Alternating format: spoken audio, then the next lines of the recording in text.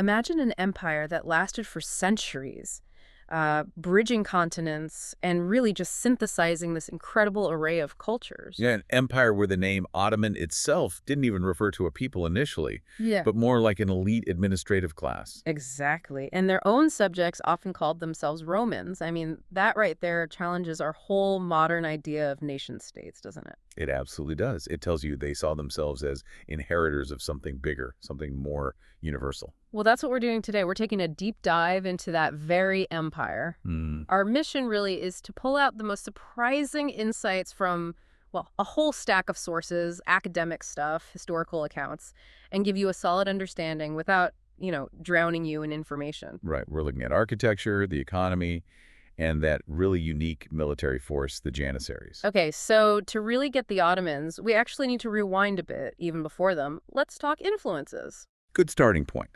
Because you see things like Roman religious architecture influencing, believe it or not, Phoenician temples way back in the 3rd millennium BC in the Levant. Wow, that far back. Yeah.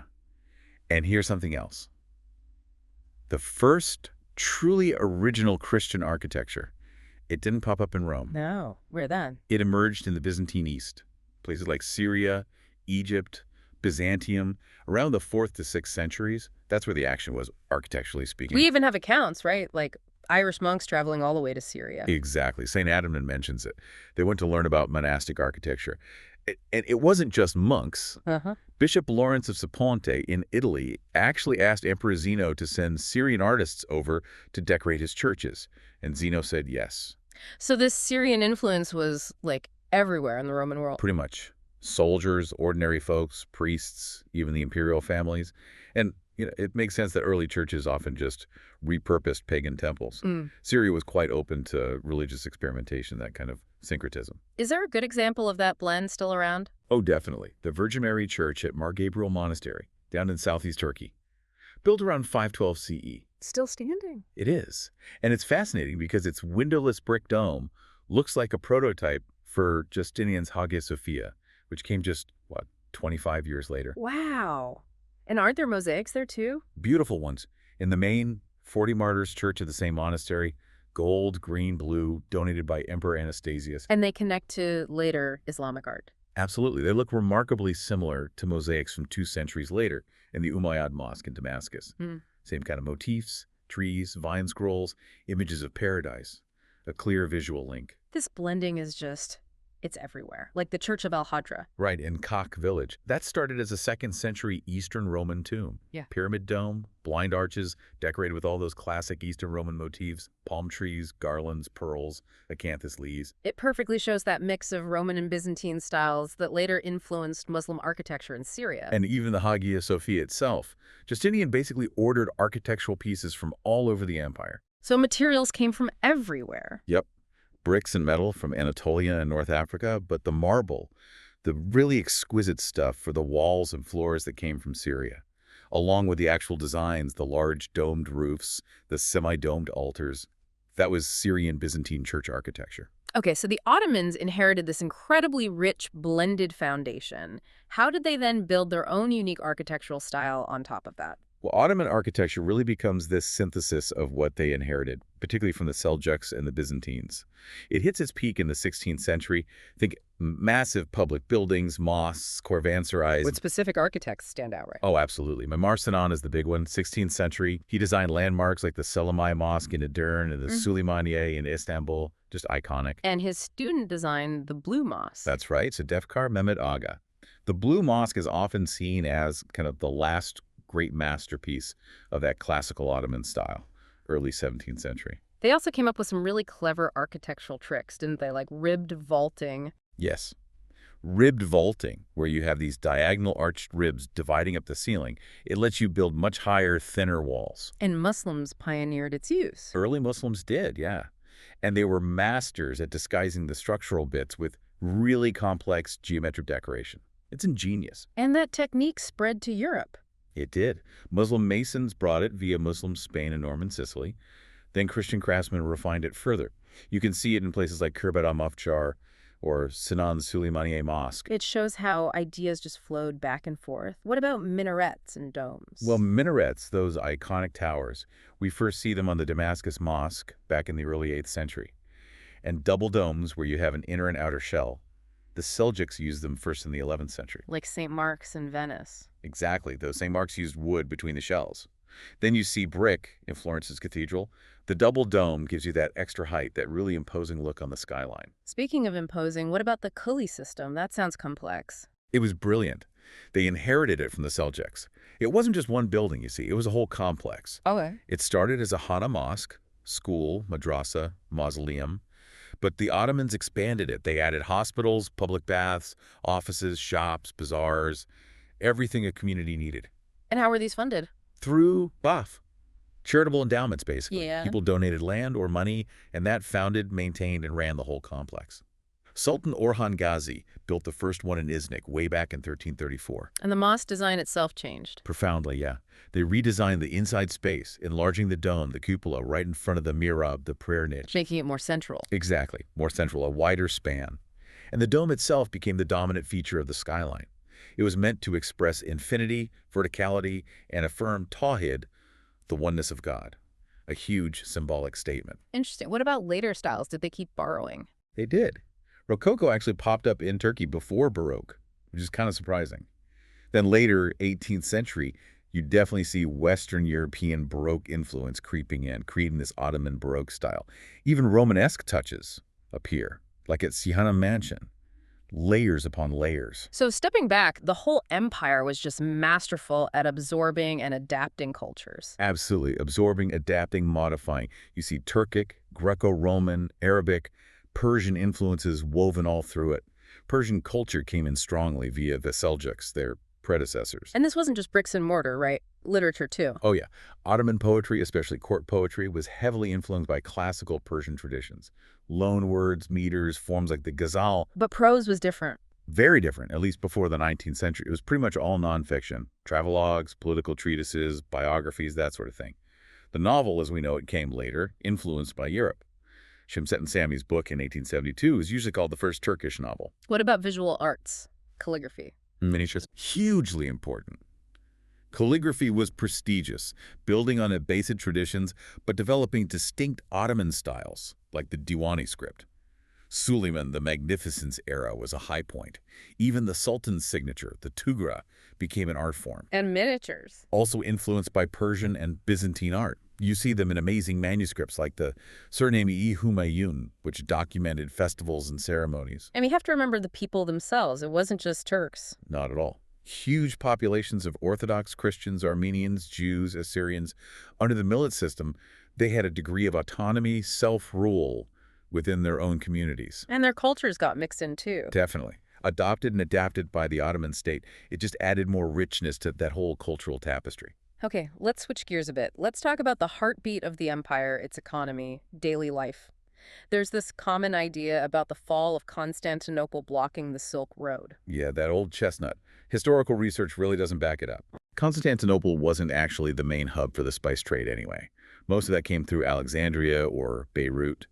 European explorers were looking for alternate routes, sure, but more to increase profits and supplement trade, not because the Ottomans suddenly shut everything down. That really flips the script on a common story, so it was more about European economic strategy. Pretty much. And Ottoman economic policy wasn't static either. Look at tariffs. That's changed. Oh, yeah. Under different sultans, Mehmed II, Bayezid II, Selim, the rates varied. Muslims paid maybe 1-4%, non-Muslims 2-4%, foreigners 4-5%. It shows they were adjusting things based on the group and the times. Dynamic, not fixed. What about moving goods around inside the empire? Land transport. That varied quite a bit, too. They inherited the Seljuk caravanserai network, those roadside inns, but the quality wasn't consistent. It was actually better in the 16th century than the 18th. Why the decline? Partly due to the Jalali revolts, these big rebellions that caused a lot of disruption. Things only started improving again in the 18th century when they put more effort into security, organizing guards for the passes, that sort of thing. And regional differences, too. Big time. Wheeled transport, carts and wagons was common in the European provinces. But in Anatolia and the Arab world, not so much. More pack animals there. But then came the game changer.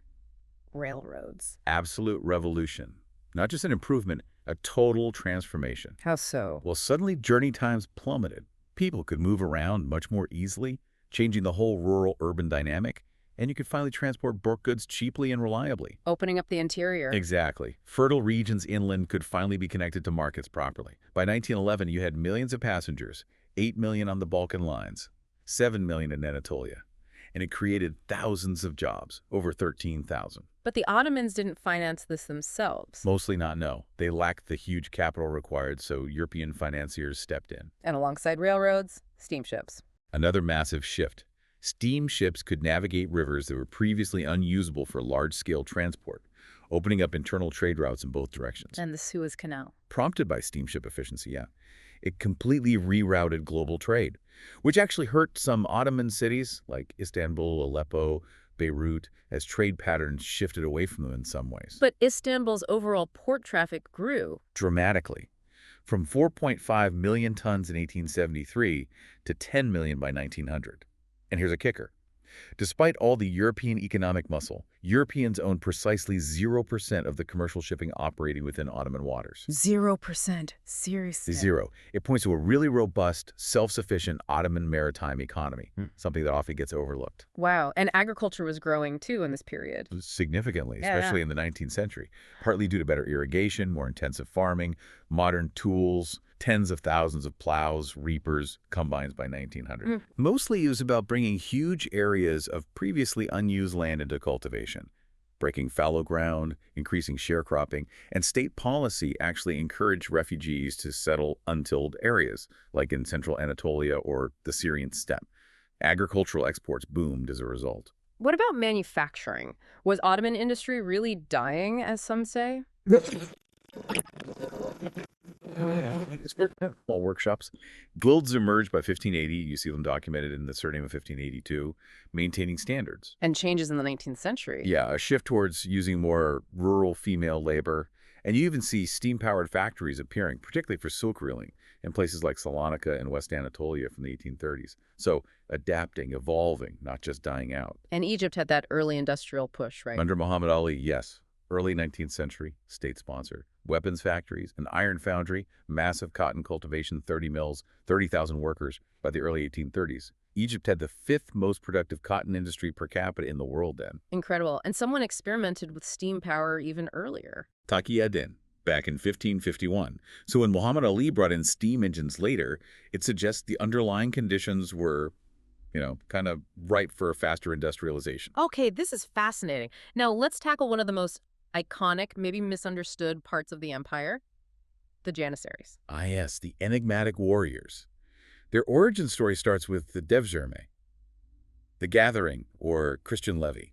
An old idea, but the Ottomans did it differently. Right. The concept wasn't new Mughals use it, Peter the Great later, but the Ottomans institutionalized it uniquely. The Sultan was entitled to a fifth of war prisoners, or later, half if he paid for them. Mehmet II himself would pick the best youths, And the others? sent for training in Anatolia. And critically, these recruits, called pensiks, were legally slaves. They couldn't pass property to heirs, unlike levies from villages. So it was enforced recruitment of Christian kids. Initially, yes. And there were protests, like from the Metropolitan of Salonika in 1438. But it also created this paradoxical path for social mobility. Especially for boys from the Balkans and the Black Sea region areas, the Byzantines had also relied on for soldiers. And conversion played a role. Big time, especially in the Bogomil areas of the Balkans, where conversion to Islam was rapid. By 1515, Muslim-born boys were being accepted into the Devshirme, and it was officially sanctioned for Bosnia and Herzegovina by a decree, a firman, in 1564. And they weren't just cannon fodder. They got serious education. Top-tier education, actually. Elite schools like the Enderun College, they were called Isolans, inside boys. What did they learn? A lot. Religious education often considered better than the standard madrasas, Arabic, Persian, Turkish, plus military skills like archery and horsemanship, even things like conversation, writing prose and verse, calligraphy. So this system really let talent rise. Absolutely. The best recruits could rise to the highest offices in the state. A huge contrast to societies based purely on birthright. But that led to problems later, nepotism. It did. Once established, Janissaries, especially Albanians and Bosnians, could help their relatives get into the system. You see Grand Viziers like Rustam Pasha or Ibrahim Pasha who benefited. But still flexible. Remarkably so.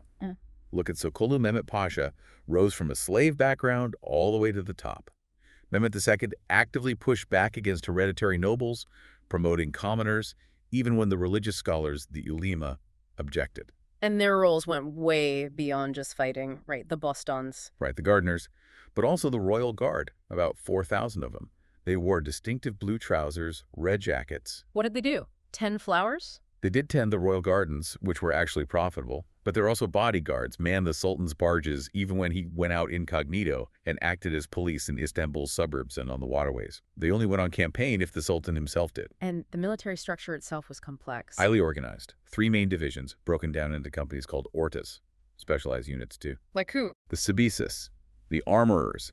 They made the guns, the arquebuses, and later fought as infantry. You had miners who dug tunnels under fortress walls, a mortar brigade for grenades and bombs, all recruited from those levy cadets. So they were versatile fighters. Incredibly. Bowmen, crossbowmen, and crucially, early adopters of muskets. And their weapons were high quality. Ottoman gun barrels were famous for craftsmanship, often beautifully damascened, inlaid. They adopted the Catalan Miklaylok for their arquebuses relatively early, What was that? a type of flintlock mechanism developed in Spain and Italy. It was more reliable than the matchlock and didn't need a separate rest to fire the gun.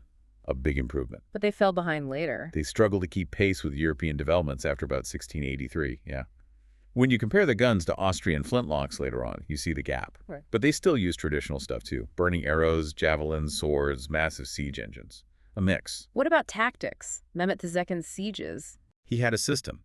Often attacked on Fridays, maybe for divine favor. He'd proclaim rewards for bravery to motivate the troops. Then intense cannon fire, followed by infantry rushes. Classic stuff. And the logistics must have been insane. Mind-boggling. Campaigns involved thousands of wagons for grain, camels carrying ammunition like for the siege of Belgrade in 1521. They brought their provisions with them, sheep, goats, even water buffalo for transport and food. Highly self-sufficient. And here's that amazing detail about Sinan, the architect. Right. Apparently prouder of his janissary career rising from recruit to colonel in the royal guards than his 50 years as the empire's chief architect. It just shows the prestige of being a janissary. Immense prestige. And there was a spiritual dimension, The too. dervishes. Some order, especially the Bektashes, they had spiritual masters who were honorary colonels in janissary companies. It added this mystical fervor, which the Ottomans were quite good at harnessing. Sometimes their ideals even resonated with unconventional groups like the Bogomil heretics, another layer of complexity. Okay, so we've seen their rise, their complexity, but things started to fray, right, moving into the later centuries. Definitely. Signs of decline appear. Yeah. Economically, for instance, there was this reluctance to adopt things like a national debt, Why not? largely due to an Islamic aversion to usury, to charging interest. This was despite needing massive amounts of capital for huge campaigns, like sending 200,000 men against Vienna in 1683. And the janissaries themselves became a problem. A big problem. Yeah. By the 18th century, they were increasingly unruly. The rules got lax. Tradesmen started joining the ordas. Janissaries joined trade guilds, blurring the lines. Corruption, defiance. Widespread corruption, nepotism, open defiance. They'd revolt if their pay was devalued, like in 1584 under Murad III. They famously overturned their soup cauldrons, the ultimate sign of rebellion, and murdered officials. Wow. Yeah, and they weren't gentle with officials they didn't like. They murdered a pasha in Belgrade in 1717, allegedly just because he seemed too mild towards the Austrians. But even amidst that chaos, there were bursts of innovation. Remarkably, yes. Take Damat Nevşehirli Ibrahim Pasha, Grand Vizier, early 18th century. Not a military man. He sent people to France specifically to bring back Western ideas. What came out of that? Well, they restarted the famous Iznik pottery kilns, started making porcelain, subsidized paper mills, set up the first Ottoman printing press, textile mills. And fire pumps, manned by janissaries. Exactly, an invention by a Frenchman named Davout. These new pumps were much better at fighting Istanbul's frequent fires, and yes, the janissaries were assigned to operate them. A strange mix of old force and new tech. While the army was struggling, the navy was actually modernizing. It was, which is interesting. Commanders like Kusukusin Pasha, late 18th century, pushed through major reforms. Like what? Enforcing proper education for officers, building new warships based on French designs. The Selimiye, launched in 1796, was a beast. 120 cannons, 1,200 men. They established a Ministry of the Marine in 1804, arguably the first truly modern government department, and a naval medical school in 1806. And crucially, Crucially, they managed to get Janissary influence out of the Navy before 1826. That probably helped the reforms stick. so despite reforms, the empire was shrinking territorially. Yes, from the 18th century on. Losses to Russia, Egypt gaining independence, Greece too, the French taking territory in North Africa. This led to that infamous label. The sick man of Europe. Right, which ultimately pushed them towards aligning with the Central Powers in World War I, leading to disaster and the empire's partitioning after the war. We should also touch on the internal demographics again, the non-Muslim population. Right, they were actually the majority until the mid-15th century.